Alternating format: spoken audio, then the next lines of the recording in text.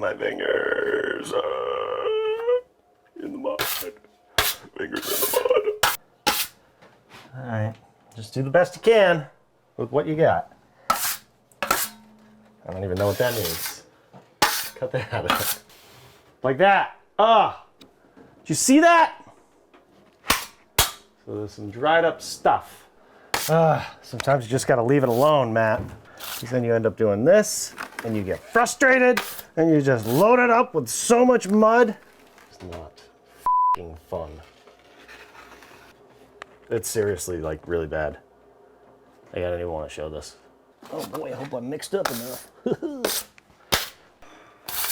Hate mud. I know, I'm in your way. It's driving me f***ing nuts.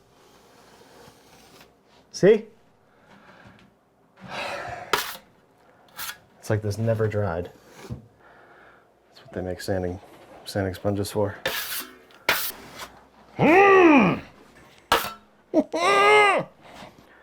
don't get it. I gotta get this trash down a little bit. Whoops. Ah.